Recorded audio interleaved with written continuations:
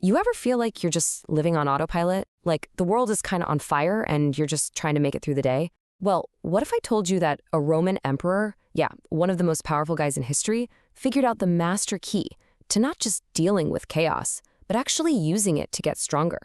In this explainer, we're going to use his ancient Stoic wisdom as our blueprint to build an absolutely unshakable mind. All right, so here's the game plan.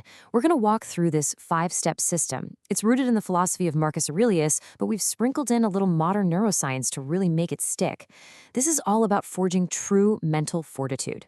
So first things first, we've got to understand the problem we're all facing. So many of us are just stuck in a loop, you know?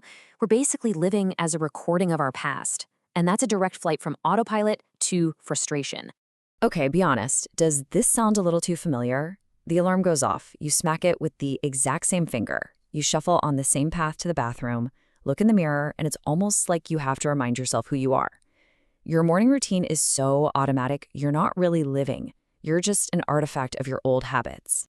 And here is the absolute paradox of it all. We live this automated life, day after day, and then we get this quiet, deep frustration that our life isn't magically getting any better.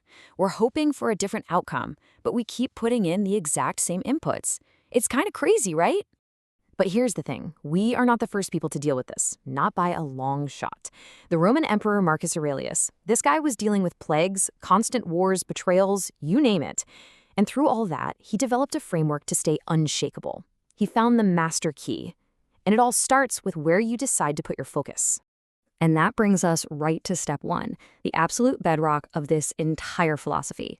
It's about making a radical shift in your attention. It's about mastering the only thing you can actually influence. You know, what I love about this is how brutally honest it is. No matter how massive a problem feels, the Stoics argued there is always a small part, maybe it's only 10%, that is actually within your control. Wasting your precious energy on the other 90% you can't do anything about, that's like drinking a slow poison. It just weakens you before the real fight even begins. So the Stoic mindset completely reframes every single obstacle. It's not a roadblock. It's grist for your mill. It's just raw material. The problem in front of you isn't there to stop you. It's there to teach you. Your job is to look at it and tell yourself, okay, this isn't here to hurt me. This is my education. Okay, let's move on to step 2 and see how this all connects. See, to consistently focus on your can-do portion, you can't just hope for the best. You need a system, a way to deliberately condition your mind for positivity, especially right when you wake up.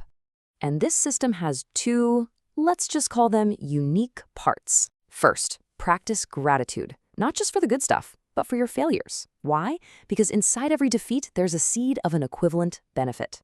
And second, and yeah, this one is a bit weird, try having a real, hearty laugh for 1 full minute whenever you feel irritated.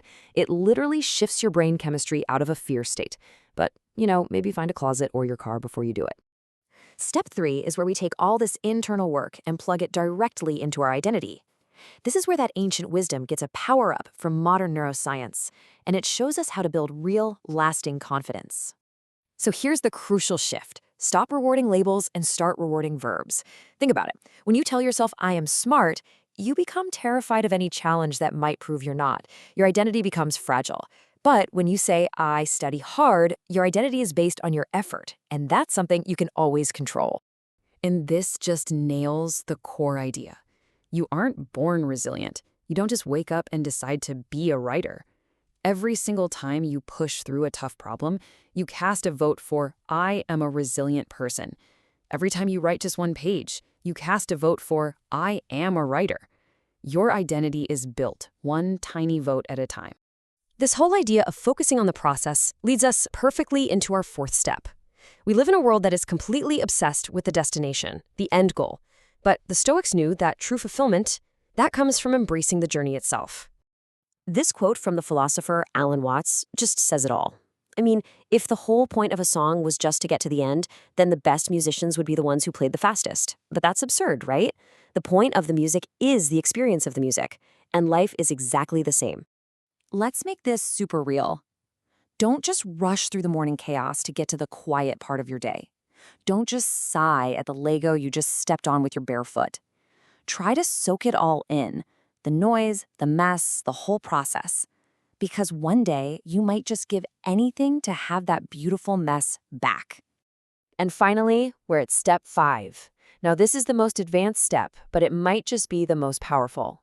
It's all about acknowledging your dark side, your shadow, and learning how to channel its energy for good instead of just pretending it doesn't exist. Look, let's just be honest. We all have these traits, a little bit of narcissism, flashes of anger, moments of being totally irrational. The goal isn't to pretend you're some perfect saint. The goal is just to be humble and self-aware enough to admit, yep, that's in there too. So, what do you do with it? Well, think about that flash of defensive anger, that intense, burning desire to prove everyone wrong. Instead of letting it just eat you up inside, what if you could transmute it? What if you could channel all that fire into a major purpose, a cause that actually helps people? You'd literally be turning poison into medicine. And that, really, is the ultimate question this entire framework leaves us with. We've walked through all 5 steps, but just knowing this stuff isn't enough. The Stoics were all about action. They're about doing. Building an unshakable mind, it doesn't happen all at once. It's not one giant leap. It happens one choice at a time.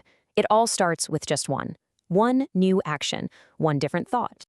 So please, don't try to do all 5 of these steps tomorrow morning. Just pick one. Find your entry point. Maybe it's just looking for the can-do portion of one problem. Or heck, maybe it's that 1-minute laugh. Just start somewhere, anywhere. Because in a world that is full of things you absolutely cannot control, your inner world, your mind, that is the one territory where you are the absolute commander. You have the power to build it into a fortress of peace and resilience. So start building.